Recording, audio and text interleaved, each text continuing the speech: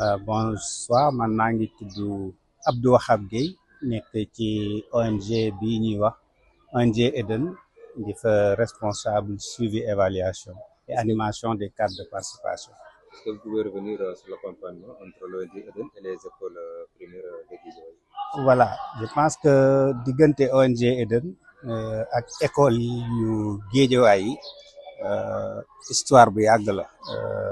Doyen wax na ko sànq. Eden ay ndaw la yoo xam ne fii lañ juddoo te Eden ci boppam ni mu juddoo c'était pour ñëw jàppale xale yi nga xam ni seeni waajur seen loxo jotul seen ginnaaw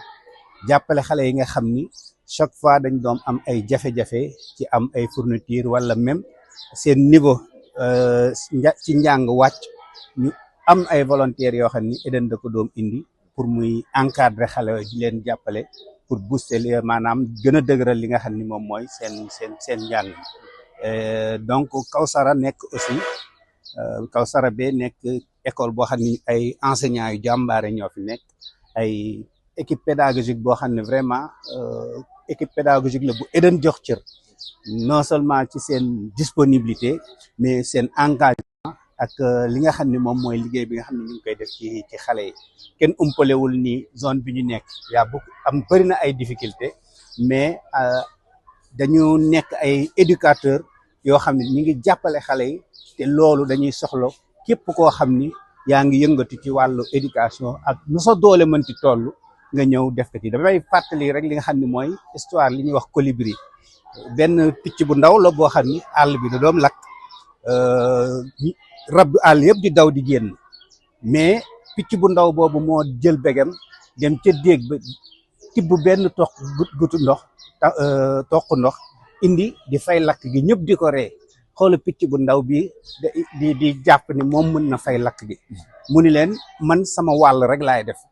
et ba rab yi àll yi xalaatee ni kon na ku ne def wàllam mais gis nañ ni ba ku ne ñëwee def wàllam gis nañ ni daay gi fay nañ ko te pour wane ni rek xëy na daanu dajul fépp mais ku ci ne dafa war a jël ci say moyen taxawu njàng bi parce que suñuy njaboot lañ ñu dénk kay ay enseignants yoo xam ni ñu farlu lañ ñu bàyyi xel njaboot gi lañ kon waajur yi organisation yi nga xam ne ñu ngi yëngatu ci wàllu éducation dañu war a ñëw jàpp ci liggéey bi te looloo tax Eden di am li nga xam ne moom mooy réseau éducateurs yi ay enseignants encadreurs yoo xam ne dañuy encadrer club d'enfants yi mais dañuy jàpp ci wàllu liggéey bi ci wàllu gën a dëgëral seen xam-xam ci nan la ñuy tàggatee xale yi mais aussi lépp loo xam ne gis nañ ko muy jafe-jafe ci biir école bi ñu ñëw jéem cee dugal suñu loxo comme niñ ko waxee rek pour njàng mi doon njàng moo xam ne njàng mu mucc ayib la xale yi nga xam ni ñoom lañ ko def ñoom lañ koy jox aussi ñu taataan ko mu jur njëriñ ci ñoom jur njëriñ ci askan bi. soo mën a dikkaat ci fourniture yi nga xam ne indi ngeen ko lan ak lan la ak xayma tamit ci ñaata la. waaw fourniture yi defe naa ne lii booy xool sax ci Eden moom tradition la ci lañ ko def ndax at bu jot en tout cas heure bu ñu amee suñuy moyen lu mu néew dinañ ci jël xool école yi nga xam ne ñu ngi ñi ay école partenaire lañ ñu yóbbu ko fa pour dimbale xale yi nga xam ni xëy na seen wayjur seen loxo jotul seen ginnaaw et loolu équipe pédagogique bi mooy xool ci classe yi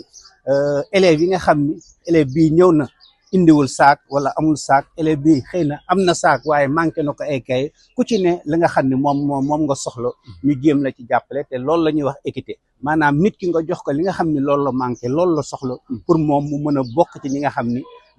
dañuy bokk ci jongante bi nga xam ne jongante bu sell lay nekk mais pour résultat scolaire yi nga xam ne moom mooy résultat Kawsara yi jëm ca kanam et looloo tax fourniture scolaire yi pour ñun dafa am symbolique boo xam ne moo ci ne mooy que ni nangu nañ ni am na waajur yoo xam ne seen loxo jotul seen ginnaaw nangu nañ ni école bi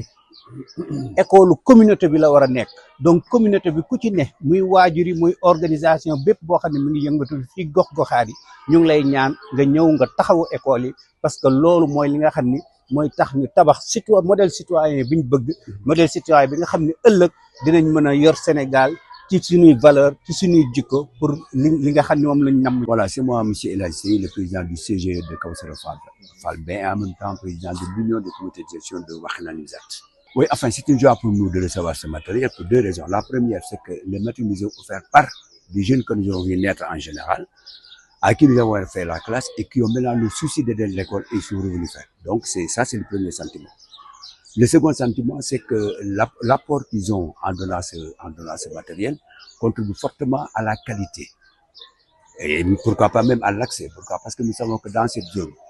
les gens ont des difficultés quant au paiement des fournitures, mais l'apport de Eden quand même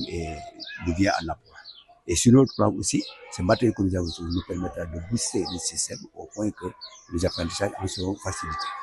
Oui, je l'ai dit tantôt, c'est pour justement renforcer la qualité. Parce que nous savons que nous sommes dans une zone où les gens ont des difficultés. Mais en apportant ce matériel, je pense que ça va contribuer quand même à faciliter l'apprentissage aux enfants. Quelle est la demande? La demande est forte, hein,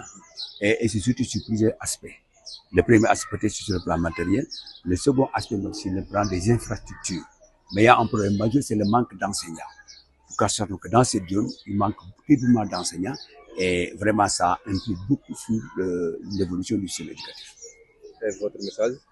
Bon, moi, c'est à l'endroit des autorités, et particulièrement de la mairie, qui joue aujourd'hui de ce transfert de compétences par la loi 9607. Et nous apprécions quand même ce que le maire a fait au niveau de ces écoles. Mais on lui demande encore d'augmenter. Et surtout dans le plan de la terre. Vous savez qu'aujourd'hui, l'enseignement apporte le système, le PAM. C'est le PAM qui est développé et qui nécessite beaucoup de matériel. Et on serait vraiment heureux quand même que cette dotation en matériel soit plus accentuée au niveau de nos écoles. Man maa ngi tudd El Hadj Seye, man maay président comité de gestion Kawsara Fall bi, mais en même temps man maay président de l'union des comités de gestion. Donc mën naa xam ne tey nekk naa fi ci baatu Kawsara Fall, mais aussi nekk naa fi pour l'ensemble des écoles qui se trouvent dans la commune de Wakhinane Nimzatt. dañ indaale ay li nga xam. waaw bala ñu dugg ci li ñu indi dañuy dugg d'abord ci ONG Eden. damay jàpp ne ONG Eden lu mu def ci dëkk bi rek boppam lu ko defal parce que ay xale la ñu xam ne ci ëpp fii la ñu juddoo fii la ñu jàngee kon tey bu ñu nee ba ñoom ñu dellu si waat seen xel nekk ci école bi ñu indi ndimbal ñu doon rafetlu ko li ñu indi tey matériel bi ñun duñ ko xeeb ndax nag ku ñëpp yaakaar loo am ci moom rek si dawal bu fat kon loolu mooy tey lu ñu mën a indi rek même bu doon benn kay sax dañ ko rafetlu pourquoi parce que xalaat bi d'abord ak jëf ji. tey jii loolu lan la mën a jur maanaam tey jàppale waajur yi ci li nga xam ne moo di fourniture rawatina ñi nga xam ne ñoo di ndongo yi. waaw maanaam li ñu joxe tey dina jàppale d'abord waajur bi ndax xëy na lu ko waroon la te lot na ci def ko ndax kenn ku nekk xam ne suñu dëkkuwaay yi dañ nekk dëkkuwaay doole ji demul noonu kon lu waay indi rek joxe leen ko rek dañ koy sant ko ci gërëm mais bi ci tegu aussi mooy élève bu fekkee ne amul matériel bu muy jàng école njàngam du mën a def kon ki lay indi jumtukaay pour nga mën a jàng kooku jaakaar ni ngi jàpp baax ci combat bi comme ni ñu koy faral di wax. tey jii lan moo daal di desali sànq wax nga ko ñàkk ay enseignants. waaw fii li ñu gën a déplorer fii mooy ñàkk enseignant am na classe yu tëj nañ leen parce que jàngalekat amul je crois que loolu autorité war nañ ci wax bu baax a baax a baax mais mënuñu eggal nag te santuñu aussi monsieur le maire parce que dégg naa ko daaw mu ne école bi ñu tabaxoon te mu manqué jàngalekat moom d'accord na sax moom pour jël ay jàngalekat fay leen mais loolu puisque ci ressort état bi la permettre ko woon je pense que tey fi tey ñun soxla nañu vraiment ay jàngalekat dans le secteur. ban message ngay lancé. waaw bi may lancé rek mooy bi mu wax léegi rek li ñuy jàppale quand même ci jàngalekat waaye dañ jàppale aussi ci ñoŋal école yi maanaam fexe ba école yu ñoŋ ndax nit ñi dafa mel ne xamuñu lan mooy école dañuy jàpp ne école béréb la boo xam lu neex waay def te du loolu fu ñuy sàkkoo xam-xam fu nekk war nañ ko wormaal war nañ ko jàppale seetal ko ñoŋal ko bu ëllëgee lu ci waay ba ku fi jàng rek nekk ci jàmm ak salaam. Merci beaucoup à Eden, comme l'a dit Maman Dioubé Camara, la représentante des élèves du gouvernement scolaire de Kawsara Fall A. Donc nous ne cessons de vous remercier compte tenu du geste que vous faites. Ça fait un bon bout de temps, ça fait plus de 5 ans que vous faites ces gestes à l'endroit des élèves démunis. Donc pour un apport de cette envergure, il est important de le notifier et de le dire tout haut. On ne peut pas dire plus que ça, plus que merci, mais en tout cas, merci du fond du cœur. Parce que vous venez au secours aux enfants qui n'ont pas, dont les parents ne sont pas à mesure jusqu'à présent, depuis l'ouverture des classes, à pouvoir acheter du matériel scolaire au complet. C'est vrai qu'on a donné ce que nous avions. La mairie aussi est venue en appoint, mais vous êtes des partenaires incontournables de l'école. Et compte tenu de de cette place que vous occupez au niveau de Kawsara, nous ne cessons de vous remercier. Et ça, c'est pas une première. Hein. Nous sommes à notre énième dotation de matériel scolaire. Et en plus du matériel scolaire, on a un jardin qui est là. Et là, on va rebattre les cartes, et voilà pour voir exactement comment on va recadrer ce jardin qui nous est cher parce que c'est un jardin qu'on a voulu faire d'un jardin expérimental pour les enseignants, pour les maîtres, donc pour des leçons de vie. Donc voilà, Eden est là, est un partenaire incontournable de l'école sénégalaise. Merci, un grand merci à vous.